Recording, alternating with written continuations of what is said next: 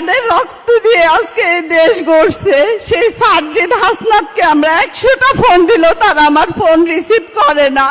আসসালামু আলাইকুম, আমি শহীদ আব্দুল্লাহ বিন জাহিদের আম্মু ফাতেমাতুর জহুরা। আমার ছেলে 5ই আগস্ট বিমানবন্দর থানায় আনুমানিক রাত 8:45টার দিকে গুলিবিদ্ধ হয়ে মারা যায়। আমার 2টা সন্তান, আমার বড় ছেলে আব্দুল্লাহ বিন জাহিদ 16 বছর, আমার ছোট ছেলের বয়স হচ্ছে 14 বছর। আমার বড় ছেলে মারা যাওয়ার 14 দিনের মাথায় আমার ছোট ছেলের ক্যান্সার ধরা পড়ে, সেটা 3rd স্টেজে।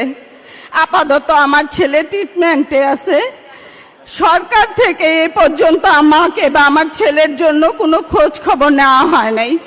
এই মার্চের 18 তারিখে আমার হাজবেন্ড ব্রেন স্ট্রোক করে মারা যায়।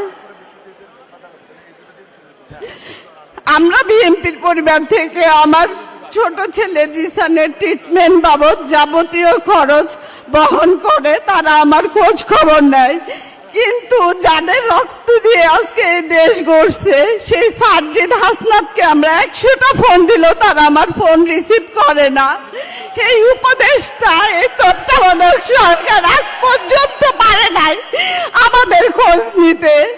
আমার হাজবেন্ড মারা গেছে আজকে 3 মাস। আমার বড় ছেলে মারা যাওয়ার পর থেকেই আমার হাজবেন্ড অসুস্থ। এই রোজা গেছে আমার হাজবেন্ড মারা গেছে মার্চের 18 তারিখে। আমার ছেলের এপ্রিলের 26 তারিখে একটা অপারেশন হয়, সেটাও আমরা বিএনপির পরিবার থেকে করে দিছে। তারা যদি আমার পাশে না থাকতো হয়তো আমি আমার এই শেষ অবলম্বনটুকু বাঁচাইতে পারতাম না। এই শুক্রবার 4 তারিখে আমার ছোট ছেলের আরেকটা অপারেশন হবে। সবাই আমার ছেলের জন্য দোয়া করবেন। কিন্তু আমার ছেলে রক্তের বিনিময়ে যারা এই দেশ গড়ছে তারা তো আমাদের খোঁজ এখনই নেয় না, পরে আর কি নেবে। আমরা বিএনপির পরিবার যদি আজকে আমার ছেলের সাথে আমার সাথে না থাকতো তাহলে আমাদের রাস্তায় দাঁড়ায় ভিক্ষা করতে হইতো, আর নাহলে আমার ছোট ছেলেও আমার কাছে থাকতো না।